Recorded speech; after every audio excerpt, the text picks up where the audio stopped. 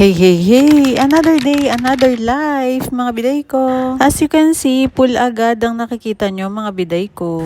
So, unang pambungad guys, nandito nga kami sa Tagum Paraiso sa Parawagan, which is sa Montalban, Rizal. Mga biday, we are celebrating April babies. Well, gaya nga na sabi ko sa inyo, mga biday ko, biglaan lang talaga ang mga kaganapan. Mas okay nga daw ang biglaan kesa sa mga pinaplano dahil ang ending nga ay hindi natutuloy. At dahil nga dyan, ang mga pamangkin ko ay nag-apply ng mga sunscreen para ready na sila lumublob anytime. So, syempre, pag may mga ganitong galaan at ganitong handaan, meron talagang mga petics, guys, na nakaupo lang at nakatingin nag-aantay ng utos. Charing! So, si ate nyo girl ay nakapagparingas na nga ng uling, which hirap na hirap talaga ako, mga biday.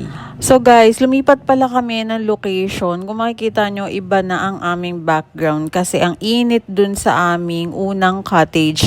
Actually, ito talaga yung naka-reserve naming cottage. Kaya lang, ang sabi sa amin ay hindi nga daw pwede gamitin ang pool area na nandito. Kaya lumipat kami. So far, so good. Okay naman ang lahat. Kaya kakain na tayo. Sam, si Kerwin, si Ace, sinatawag ni si Junior, Parigan, patuloy na panigan tumulong sa buhay ng bawat isa Parigan.